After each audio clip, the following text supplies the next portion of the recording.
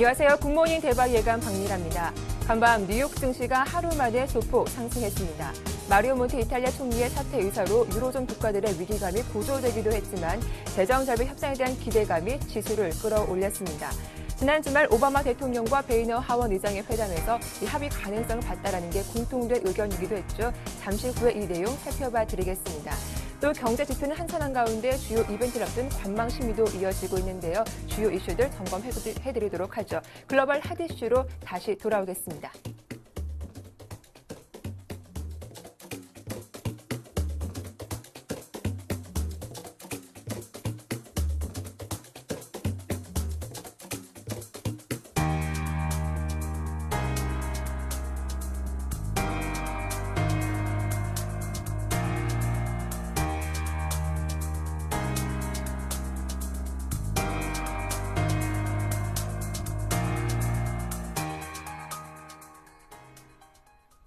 네, 글로벌 핫 이슈 레이크쇼어 인베스터스 이현민 이사와 함께하겠습니다. 안녕하세요. 안녕하십니까? 예, 글로벌 증시 마감 상황부터 정리를 해보겠습니다. 먼저 뉴욕 증시 혼조세로 출발했지만 종가상 3대 지수가 모두 상승으로 마감을 했습니다. 그런가 하면 유럽 증시도 이탈리아를 제외하고 영국과 프랑스, 독일 모두 견조한 모습이었는데요. 글로벌 증시 마감 상황부터 전해주시죠. 네, 오늘 경제 지표는 발표가 없었습니다. 네. 비교적 한산한 그런 흐름이었는데요. 역시 재정절벽 협상에 대한 기대감이 조금 더 좋은 소식이 나타나자 시장이 좀 상승세를 유지하는 뉴욕 증시의 흐름이 그대로 나타났습니다. 오늘 어스킨 볼스 지난 양당 부채 감축의 슈퍼위원회 의장을 맡았던 이 어스킨 볼스 의장이 양당이 재정절벽 협상이 연내 타결 가능성이 있다라고 밝힌 부분이 지수를 좀 유지시킨 그런 내용이라고 볼 수가 있겠습니다.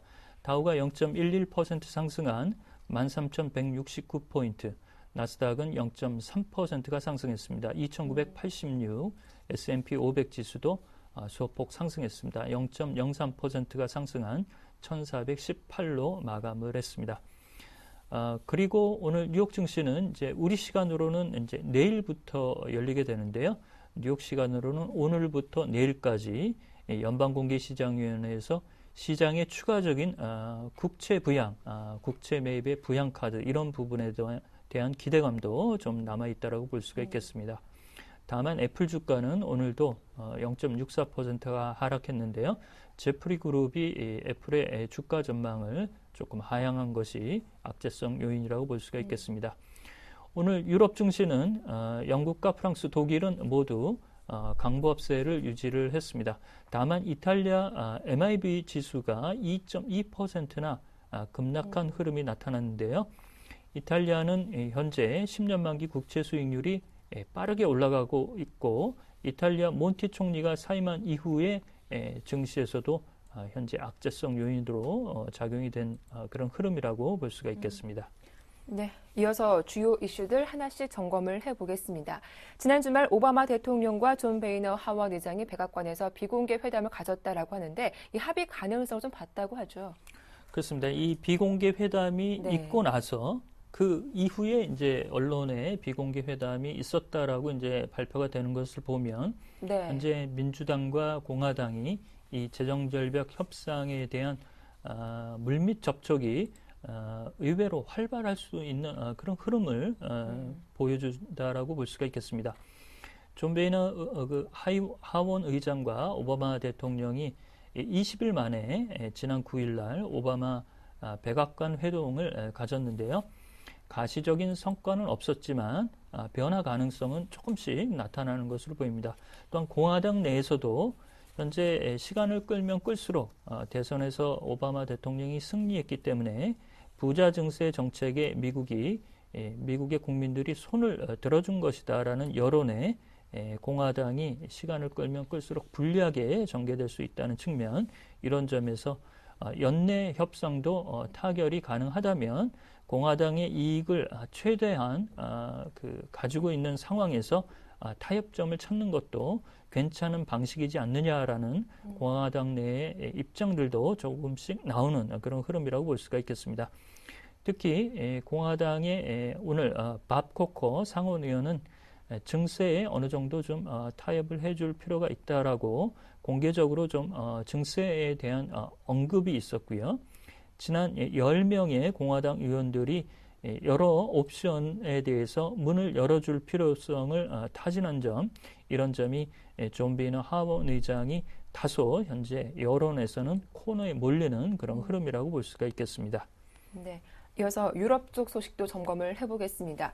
유럽연합이 은행 통합 감독에 대한 절충안을 내놨습니다. 독일의 반대를 무마하기 위해서인데 전체 은행이 아니라 일부 은행에 대해서 실시한다고 했는데 절충안의 내용들 어떤 방안들이 포함되어 있습니까? 그렇습니다. 이제 독일의 입장을 네. 좀 다독거리면서 프랑스의 입장도 어느 정도 이제 그 입장을 세워주는 이런 중간 절충안을 내놨습니다. EU 집행부가 은행 감독 기준을 현재 6,000개 대상으로 한다는 기존 입장에서 후퇴한 은행의 그 자본금 300억 유로 이상의 대상만을 국한해서 ECB가 은행 감독권을 가져가는 쪽으로 어떻게 했느냐라는 절충안을 현재 내놨습니다.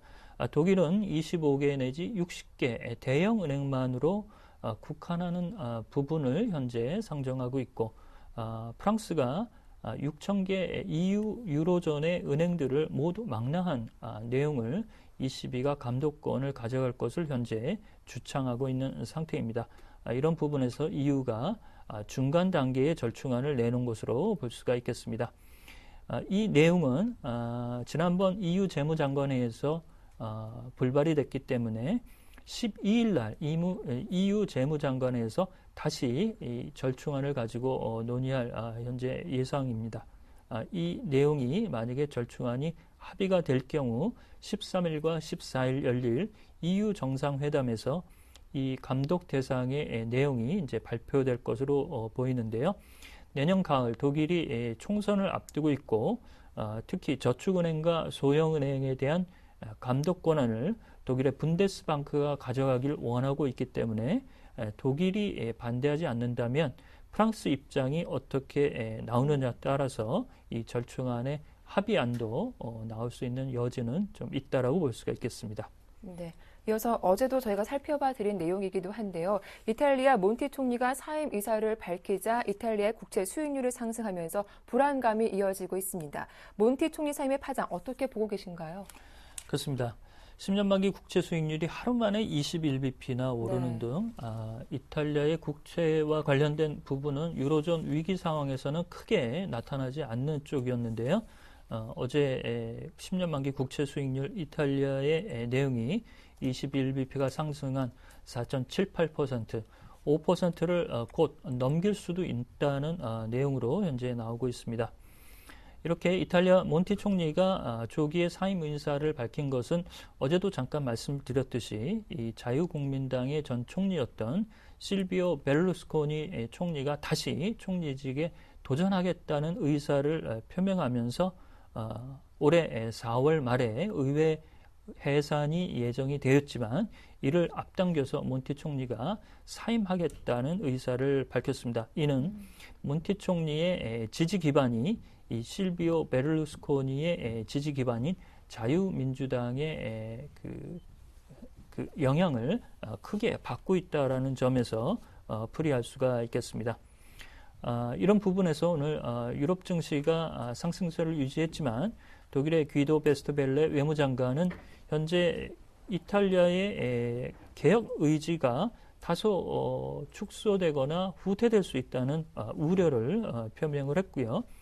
또한 현재 자유민주당의 새로운 총리로 나설 실비오 베를루스코니가 나서더라도 현재 이탈리아의 야당의 한 축이고 연정의 한 축인 민주당의 베르사니 당수가 베를루스코니와의 연정에 대해서 거부 의사를 현재 밝히고 있다는 점, 이런 점에서 리스크 요인이 아니라 문제점으로 닥칠 수 있다는 부분이 현재 유로존의 조금 악재성 요인으로 현재 부각이 된다라고 볼 수가 있겠습니다. 네, 이어서 그리스 소식도 살펴보도록 할 텐데요. 그리스가 국제 환매 신청을 하루 더 연장했다고요? 그렇습니다. 비교적 원활하게 이렇게 진행이 되는 것으로 보이는데요. 네. 하루 더 연장을 해서 12일 날 이 유로존 재무장관 회의에서 목표로 하는 300억 유로의 바이백, 국채 환매를 채우겠다는 의지를 보였습니다. 지난 3일부터 신청 접수를 받아서 당초 예상은 지난주 말에 이제 끝날 것으로 예상을 했는데요. 다소 예상보다 조금 미진한 부분이 있는 것으로 보입니다. 그래서 10일 날 마감하고 정부가 공식적으로 집계를 공표할 것으로 예상을 했지만 하루 더 연장을 했습니다. 이렇게 해서 12일 날 유로존 재무장관의 회의에서 국채 환매의 그 결과를 보고하고 13일 날 구제금융인 344억 유로가 일괄 지급되는 이런 흐름으로 현재 진행된다라고 볼 수가 있겠습니다. 그리스의 사마라스 총리는 그리스의 국채 환매가 그리스 민간은행의 협조와 일부 민간 투자자들의 협조로 인해서 비교적 현재 좋은 흐름이 나타나고 있다라는 낙관적인 기대감을 밝혔고요. 또 오늘 사마라스 총리는 현재 그리스의 투자나 지원에 보수적이고 거부적인 입장을 보이고 있는 독일의 바바리아 지역을 직접 찾아가서 그리스의 개혁 의지를 설명하겠다라는 적극적인 의사표명을 밝힌 것도 특징이라고 볼 수가 있겠습니다. 네, 이어서 중국 소식도 살펴보겠습니다. 중국의 지난달 수출 증가율이 지난해와 비교해 크게 부진한 것으로 발표가 됐습니다. 그동안 경기 회복세에 대한 전망이 이어졌는데 이렇게 부진하게 나온 이유 따로 있는 겁니까? 그렇습니다. 어제 이제 이번 주에 일정을 말씀을 드리면서 어제 이제 그 중국의 수출 동향에 대해서 말씀을 드렸는데요. 수출이 예상보다는 증가세가 좀 주춤한 흐름으로 나타났습니다. 지난 주말에 산업 생산이 10% 이상 두 자릿수의 흐름이 나타나면서 수출도 좀 기대를 했는데요. 시장 예상치 9%, 그 다음에 10월에 수출 증가율 11.6%보다 크게 하락한 2.9% 신장에 그쳤습니다. 11월 수출은 중국 1,793억 달러에 그쳤고 수입은 1,597억 달러로 집계가 됐는데요. 이렇게 수출이 줄어든 것은 역시 미국의 재정절벽 우려 때문에 수입의 그 대외적인 여건, 수출의 대외적인 여건이 현재 녹록치 않게 그대로 드러나는 것으로 볼 수가 있겠습니다. 특히 1월부터 7월까지 유럽 지역의 그 수출 신장이 7%나 감소하는 등 유로존의 경기 후퇴 국면에서 중국의 수출도 현재 직접적으로 타격을 받고 있고 최근 두 달간은 일본과의 센카쿠 열도 다오위다오 그 분쟁으로 인해서 일본과의 교역이 추가적으로 좀 줄어든 것도 수출 집계 수치에 현재 악영향을 미쳤다라고 볼 수가 있겠습니다. 이렇게 보면 산업 생산은 두 자릿수를 증가하고 있지만 수출이 예상보다 부진한 흐름으로 나타나서 새롭게 들어선 중국의 지도부는 내수 부양 쪽에 조금 더 신경을 쓸 수 있는 카드를 모색하지 않을까 이렇게 볼 수가 있겠습니다. 예, 그런데 이렇게 지표가 좀 부진하게 나올 때 오히려 중국 상해 증시는 1% 이상 강세를 보였다라는 점은 그만큼 경기 부양에 대한 기대감 때문이라고 볼 수 있을까요? 그렇죠. 예. 실제적으로 수치를 보면 너무 나쁘게 나오면 오히려 이제 경기 부양 카드를 좀 꺼내지 않겠느냐. 특히 이제 최근에 중국 과학원이 발표했던 중국의 올해 이제 내년도의 경제 성장률을 8.2%로 제시한 것을 보면 올해보다도 내년도에 경기 부양 카드를 조금 더 꺼낼 수 있는 여지가 많다는 측면으로 현재 해석이 된다라고 볼 수가 있겠습니다. 특히 중국의 최근 상하이 증시의 그 부진에도 불구하고 이런 흐름이 유지되고 있다는 점, 이런 점은 앞서 말씀드린 대로 미국의 재정절벽 리스크가 올해 만약에 타결되는 수순으로 들어가게 된다면 이런 리스크 부담에서 많이 벗어날 수 있는 가능성이 매우 높다라고 볼 수가 있겠습니다. 네, 글로벌 핫이슈 지금까지 레이크쇼어 인베스터스 이현민 이사와 함께했습니다. 도움 말씀 고맙습니다.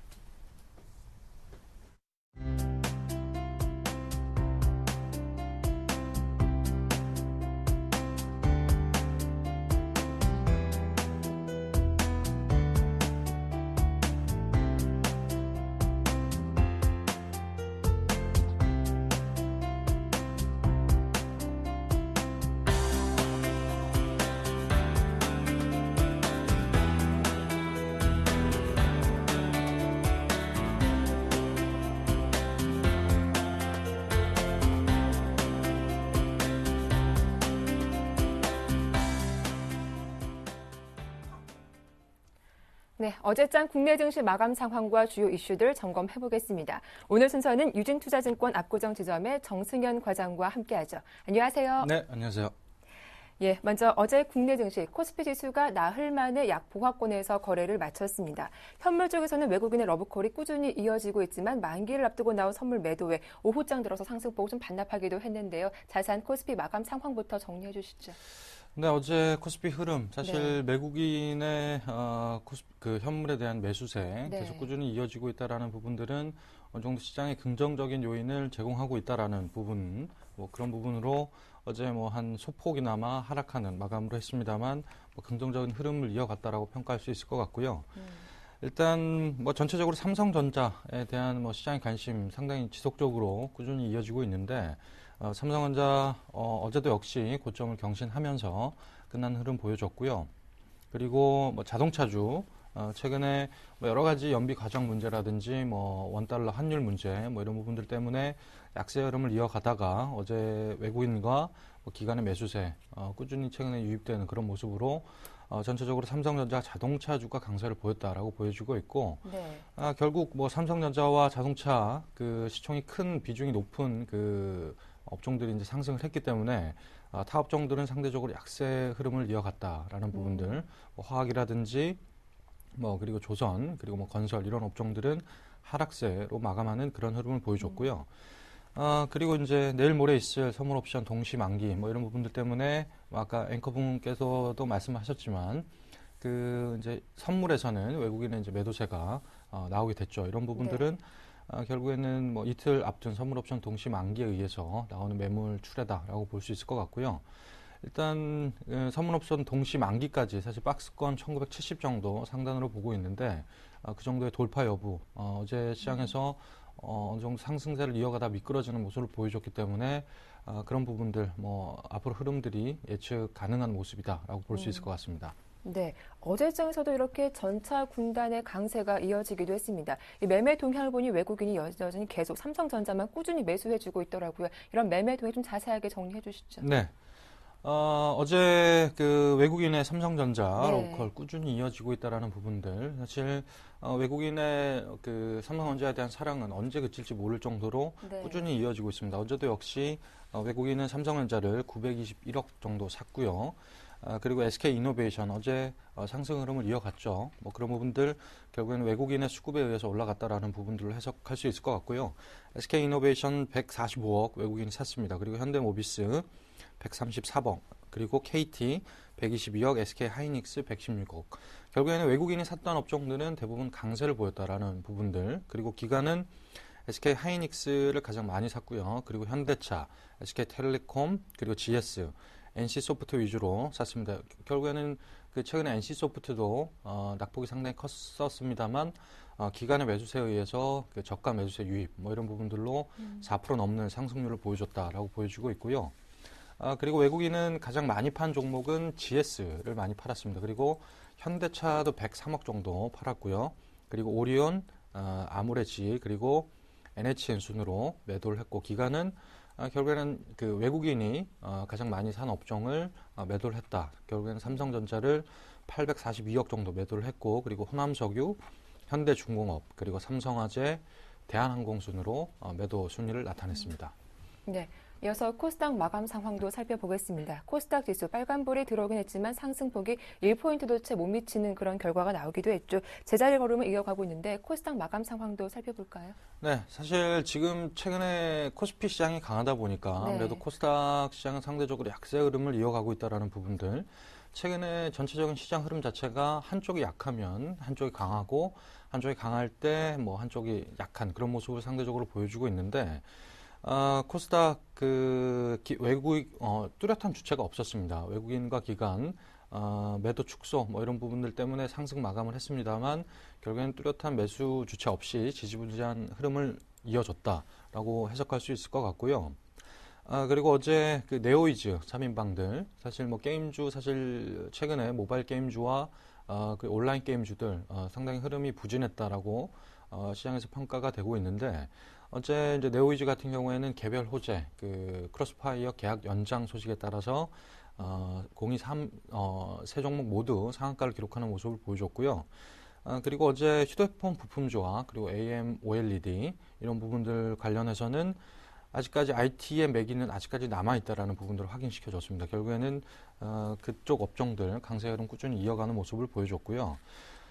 전체적으로 코스닥 시장은 전체 수급은 부진한 모습입니다만 결국에는 개별 호재 그리고 IT 부품주 위주의 강세 흐름은 여전히 아직까지 매기는 유효하다라고 볼 수 있을 것 같습니다. 네, 이렇게 코스닥 마감 상황 살펴봤습니다. 업종별 흐름 살펴보기 전에 환율 흐름도 짚어보도록 할 텐데요.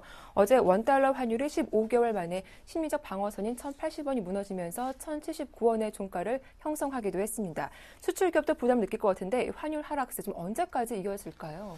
네, 환율 사실 그 마감 환율이 1,080원 정도로 모두들 이렇게 예상을 합니다만 어제 이제 1,080원이 이제 깨지면서 사실 흐름 자체는 상당히 워낙 강세의 흐름은 기조적으로 이어가지 않을까라는 부분들로 해석이 될 수 있을 것 같은데요. 결국에는 그 최근에 이제 강세 흐름을 보이는 자동차 그룹들 사실 그 원달러 환율의 영향을 받지 않을 수가 없습니다. 이런 부분들 때문에 4분기 영업이익률에 대한 훼손 여부 이런 부분들은 분명히 있을 것 같고요. 그런 부분들 때문에 수출 기업에 대한 타격들은 불가피하다라고 볼 수밖에 없습니다. 하지만 그런 부분들이 결국에는 자동차 그룹 같은 경우에는 판매 호조로 사실 실적을 이끌어내는 그런 부분들이 있기 때문에 환율 문제 이런 부분들은 기조적으로 하락세를 유지하겠지만 결국에는 개별적인 그 기업들의 어닝 이런 부분들은 체크를 하시면서 꼼꼼히 투자 전략을 세우시는 게 필요하겠다라고 말씀드릴 수 있을 것 같습니다. 네, 자 이어서 업종별 흐름도 정리를 해볼 텐데요. 어제도 전기전자주가 상당히 강세를 보였던 하루이기도 했었죠. 업종별로 본다면 어느 업종이 좀 강하고 약했습니까? 네, 어제 코스피 업종 같은 경우에는 외국인이 샀던 종목 위주로 강했다고 말씀드릴 수 있을 것 같습니다. 어제 전기전자 그리고 의약품 그리고 전기가스 그리고 통신, 운송, 장비 이런 부분들의 강세를 보였고 결국엔 외국인의 수급이 어느 정도 양호했던 종목들 위주로 상승을 했다라고 볼 수 있을 것 같고요. 그리고 약세 업종들을 보면은 종이 목재 그리고 유통, 운수 창고 그리고 증권업 이 약세를 보였습니다. 하지만 증권업이 조금 특징적인 부분이 어제 외국인 간 기관이 매수를 보였습니다. 하지만 이제 약세를 보였죠. 이런 부분들은 지금 이제 시장의 흐름 자체가 1957포인트, 어느 정도 2000포인트를 향해 가는 그런 흐름을 보여주고 있기 때문에 아무래도 그 올해 사실 증권업종에 있어서는 상당히 어려운 한 해였습니다.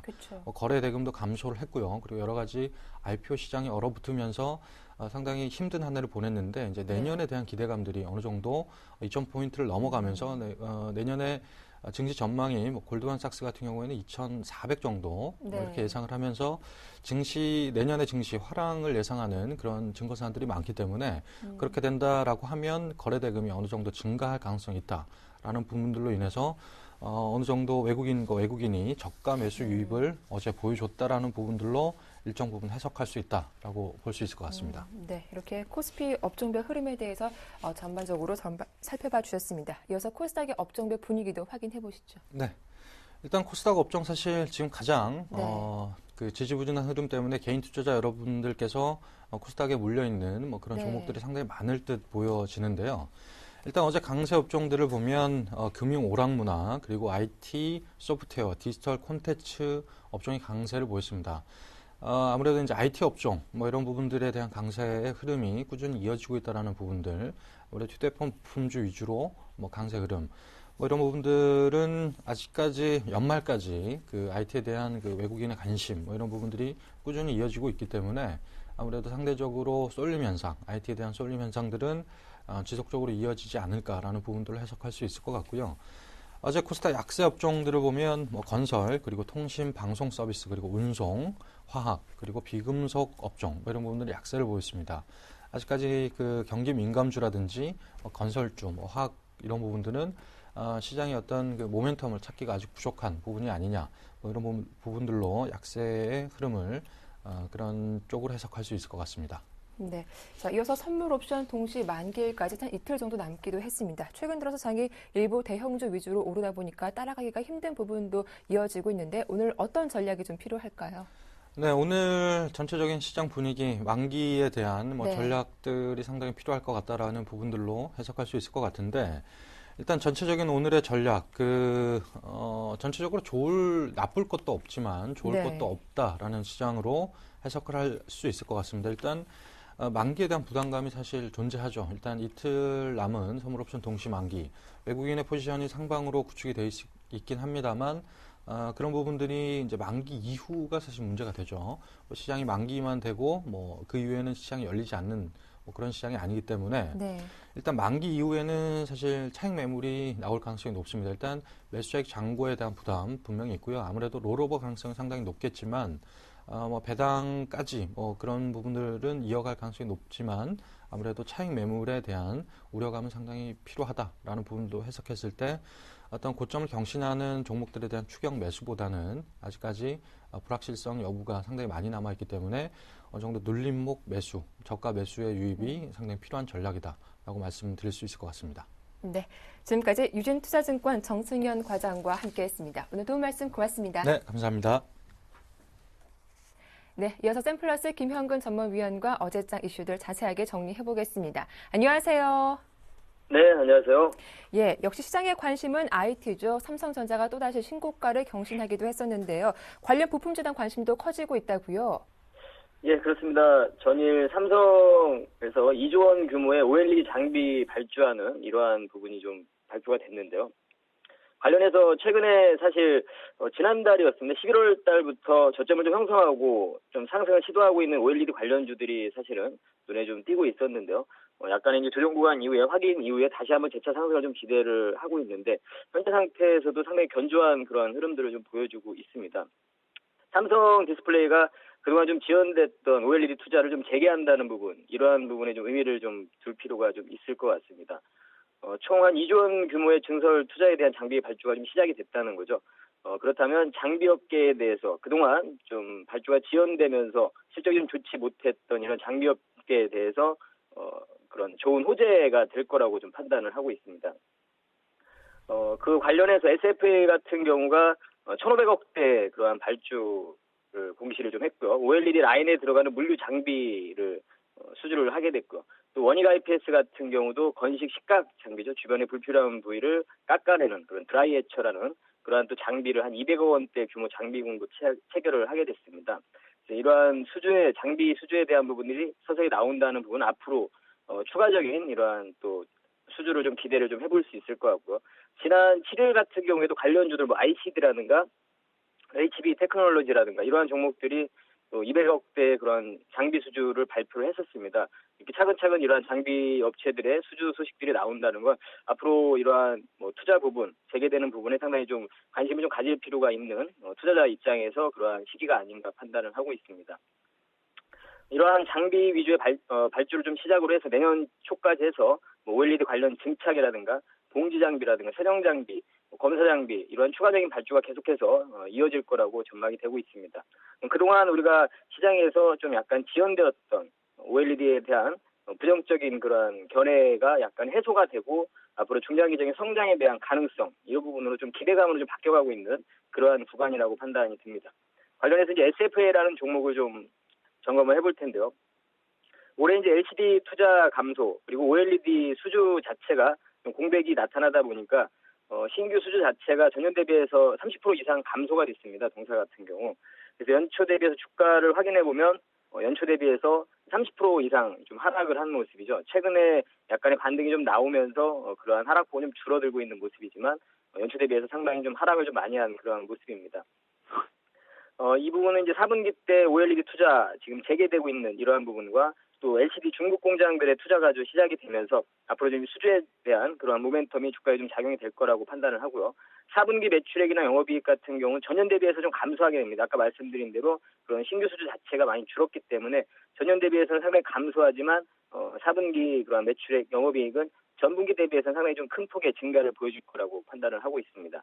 아까 말씀드린 그런 투자의 재개로 인한 장비 수주가 계속 지속이 될 거기 때문에 그러한 실적적인 부분을 좀 기대를 좀 해볼 수 있을 것 같고요. 그리고 이제 무엇보다 이러한 OLED에 대한 투자 지연이 되면서 시장에 대한 기대치가 상당히 좀 낮아진 상태입니다. 근데 그러한 상태에서 앞으로 삼성전자의 모바일 디스플레이 이 부분이 계속해서 지금 성장을 하고 있는데요. 이런 앞으로 타사와의 어떤 차별화 요인으로서 이런 OLED가 분명히 그런 차별화 요인으로 그 작용을 할 거라고 판단을 하기 때문에 그럼 관련된 그런 투자가 또 지속이 될 거라고 예상을 하고요. 그렇다면 관련된 그런 장비 수주도 계속해서 지속이 될 거라고 예상을 해볼 수가 있겠죠. 그래서 그러한 부분에서 동사의 어떤 주가 상승에 좀 모멘텀이 될 수 있다 이렇게 좀 판단을 하고 그동안 사실은 약간 OLED 쪽이 조금 소외가 됐던 것은 LCD에 비해서 가격 대비해서 품질 자체가 조금 좋지 못하다는 이러한 부분, 해상도의 문제였었죠. 근데 이러한 부분에서 삼성에서 이런 OLED 개발에 좀 집중을 해서 의미 있는 기술 진보가 있었다는 좀 판단을 해볼 수 있을 것 같습니다. 그래서 앞으로 차기의 어떤 전략, 삼성전자에서 나오는 차기 전략 스마트폰의 고해상도의 OLED가 채택이 될 것이다. 이러한 전망까지 좀 해볼 수 있을 것 같습니다. 그렇다면 관련된 그런 동사의 어떤 장비 수주가 계속 지속이 될 것이다. 이러한 예상까지 연결이 좀 되고 있습니다. 차트를 좀 보시면서 매매 전략을 좀 말씀을 드리면 보시는 바와 같이 아까 말씀드린 대로 연초 대비해서 상당히 좀 하락을 좀 많이 했습니다. 현재 상태에서 약간 바닥을 좀 다지는 그러한 구간을 좀 잘 거쳐주고 역배열 구간에서 정배열 구간으로 전환되기 위한 초기 단계의 모습이 아닌가 판단이 들고요.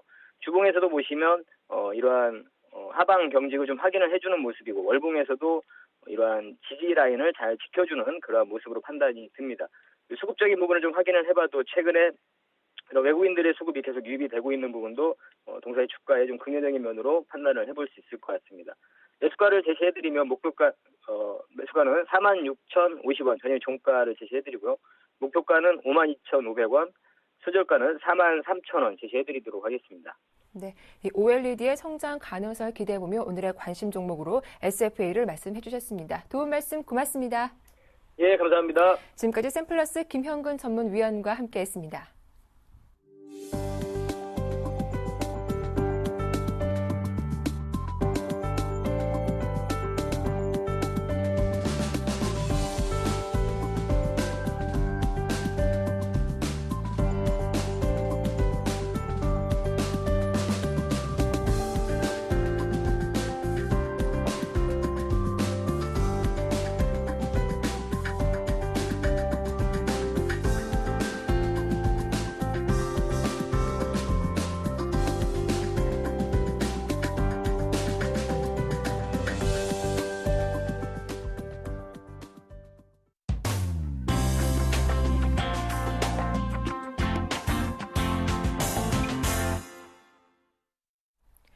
네, 이어서 평택총룸 정호영 전문가와 함께 오늘장 전략 세워보겠습니다. 안녕하세요.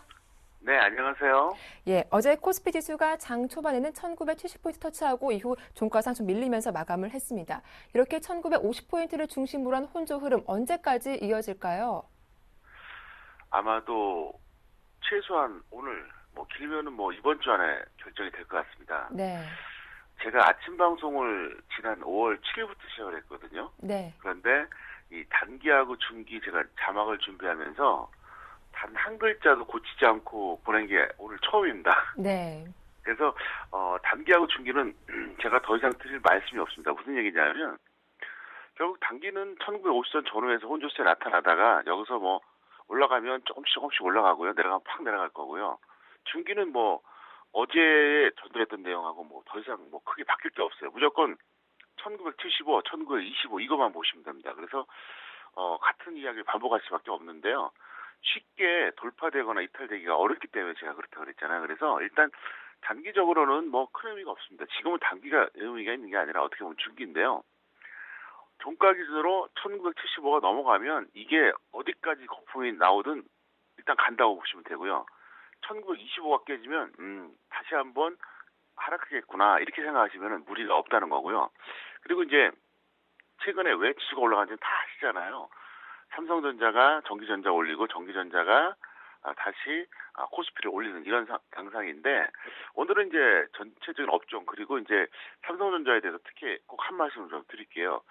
현재 삼성전자를 보니까 작년에 OCI가 딱 제가 떠오르더라고요. 잠깐 차트 보시겠습니다. 작년이었습니다. 작년에 그러니까 OCI가 40만 원을 돌파했을 때 모든 증권사에서 뭐라고 나왔었냐면 목표가가 이게 80만 원이라고 발표를 했어요. 그러다가 작년입니다. 60만 원을 돌파했을 때 100만 원 얘기가 나오더라고요. 근데 바로 작년 4월이었습니다. 그러니까 50에서 60만 원 왔다 갔다 할 때 그 작년 4월 기점에서 제가 뭐라고 얘기했었냐면 이 종목이 적정 주가가 10만 원짜리다 그랬어요. 제가 엄청나게 고평가되어 있기 때문에 결국은 다시 내려갈 수밖에 없으니까 제발 단기 매매만 해라 이렇게 말씀드렸습니다. 물론 작년 봄 기준으로는 10만 원이고요. 지금은 한 15만 원 정도 됩니다. 그래서 현재 OCI의 적정 주가는 대략 한 15만 원이 맞고요. 여기서 이제 지수가 좋으면은 올라가고 내리면 아마도 같이 내려갈 겁니다. 왜 이 말씀을 드리냐면 정말 답답한 게 왜 아래에서는 얘기 안 하고 올라가면 그렇게 장밋빛 그 뭡니까 목표가를 남발하는지 그게 답답한데요. 그럼 이번에 삼성전자 말씀드릴게요. 이거는 뭐 저를 최소한 1년 반 길면 뭐 2년 이상 보신 분들은 다 아는 사실입니다. 삼성전자를 저는 작년 가을에 80만 원에 추천했어요. 처음에. 그리고 나서 올해 120만 원에 던졌습니다. 그리고 다시 여름에 110만 원대 잡았거든요. 이거는 아마 박민아 씨도 정확하게 아실 겁니다. 왜냐하면 제가 가을에 여름에 잡으라고 했으니까. 그리고 나서 135만 원에 완전히 정리를 했습니다. 왜 그렇게 했느냐? 저는 적정 주가를 이걸 150만 원으로 봤어요. 그러면 135만 원에서 15만 원 좀 더 가봐야 10% 정도 넘는다고 봤거든요. 그래서 일단은 뭐 먹어도 큰 게 아니니까 여기서 이제 멈추고 차라리 다른 걸 하던가 하락을 대비해서 이렇게 들어간 건데 최근에 보면은 증권사 리포트 나오죠. 뭐 최소가 170만 원, 뭐 어떤 데 200만 원, 심한 데 225만 원 나오는데 정말 약간 좀 속상하기도 하고 좀 화가 나는 게 그러면 왜 100만 원 이하에서 그 얘기를 안 했냐고요. 100만 원 이하일 때 가격 그 시점이나 지금이나 사실은 충분히 예상이 됐거든요. 그래서 저는 또다시 OCI에 그게 반복되지 않나 이게 좀 두렵다는 거고요. 자, 이번엔요. 자막 보시겠습니다. 코스피 4대 업종 부익부 빈익빈인데요. 전기전자는 단기 중기 최상입니다. 특히 역사상 최고가를 돌파했어요. 운송장비는 단기 상승 중기 하락인데요. 조선하고 자동차 둘 다 현재 이제 하락하고 있고요. 그 다음에 화학은 단기 상승, 중기 상승입니다. 근데 중요한 건 뭐냐? 중기가 여기서 조금만 더 빠지면 이게 다시 하락으로 전환되는 이런 상태고요. 철강도 단기는 상승이고 중기는 이거 하락입니다. 제가 잘못 올렸네요. 근데 이건 현재 왜 그러냐?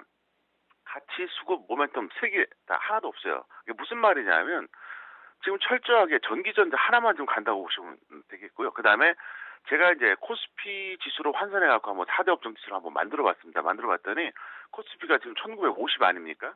그런데 전기전자가 현재 2150입니다. 그러니까 한 200포인트 정도 더 올라가 있는 거죠. 운송장비는 1750, 화학이 조금 나요. 1850, 철강공사는 1700입니다. 그래서 제가 이제 불안하게 생각하는 게 그거예요.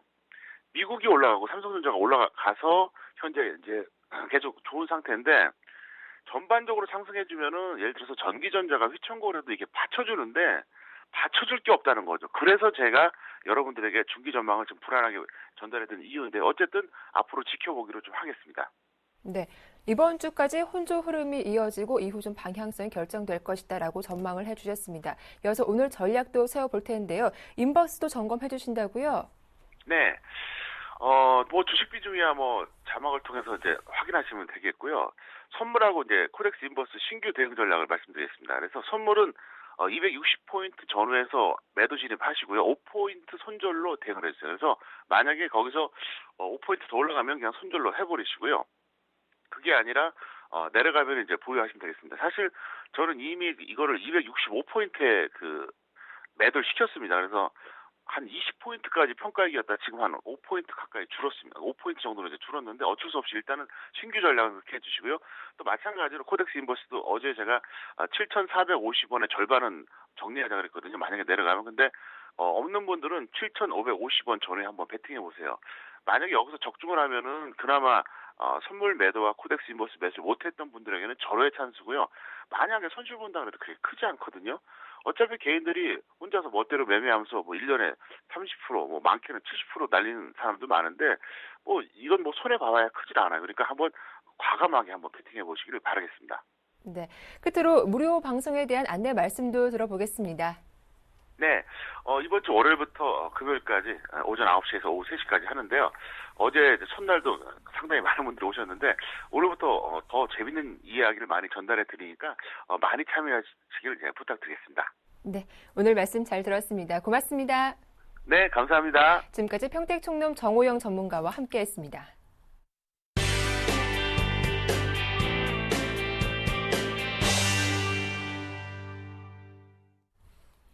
네, 이슈앤이슈 오늘 순서는 서울경제신문 증권부의 안현덕 기자와 함께하겠습니다. 안녕하세요. 네, 안녕하세요.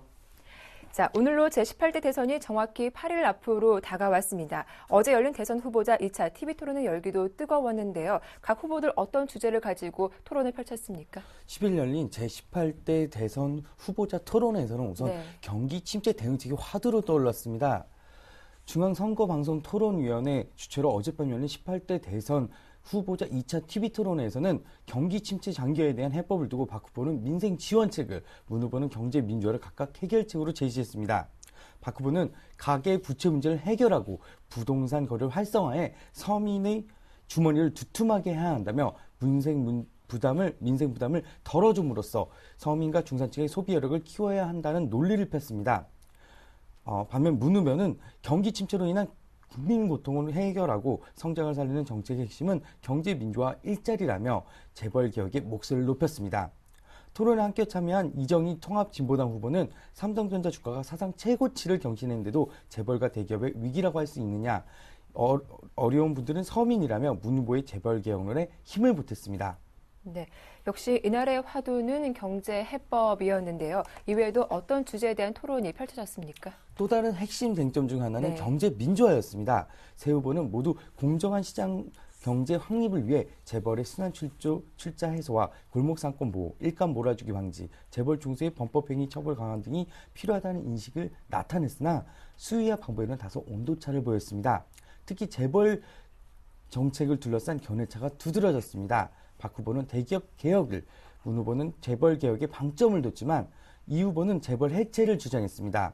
순환 출자 금지 문제를 두고 박 후보는 기존 분이 아닌 신규 분을 금지하자고 주장했으나 이 후보는 기존 부분까지 금지하는 것이 필요하다고 맞서며 신경전이 고조되기도 했습니다. 네, 다음 소식입니다. 원화 강세 행진이 끝을 보이지 않고 있습니다. 마일 1,080원 선까지 무너진 상황이라고요. 원달러 환율이 심리적 지지선이었던 네. 달러당 1,080원 아래로 내려갔습니다. 1,080원대가 무너진 것은 지난 15개월 만에 처음입니다. 10일 서울 외환시장에서 달러당 1,081원에 거래 개시된 원화는 곧이어 달러 매도 물량에 밀려 불과 10분 사이에 달러당 1,079원 40전까지 가격이 하락했습니다. 이날 장중에선 정부의 시장 개입에 대한 시장 관계자들의 경계감도 있었지만 그 여파가 크지 않아 1,070원대 후반에서 장을 마쳤습니다. 이날 환율 하락은 미국 고용지표의 예상의 호조, 금주 중 미국의 추가 경기 부양책 발표 가능성 등의 여파에 따른 흐름으로 시장 관계자들은 분석하고 있습니다. 네, 이런 원화 강세에도 국내 무역은 쾌속 질주를 이어가고 있습니다. 2년 연속 무역 1조 달러 돌파를 했다고 하는데요. 자세한 내용 살펴봐 주시죠. 세계 경기 침체 속에서도 우리나라가 2년 연속 무역 1조 달러를 돌파하는 쾌거를 달성했습니다. 지식경제부는 10일 오전 11시 6분에 수출이 5,128억 1,800만 달러, 수입이 4,871억 8,200만 달러를 기록해 올해 무역액이 1조 달러를 넘어섰다고 밝혔습니다. 무역 수준은 이 시점을 기준으로 256억 3,600만 달러 흑자로 집계됐습니다.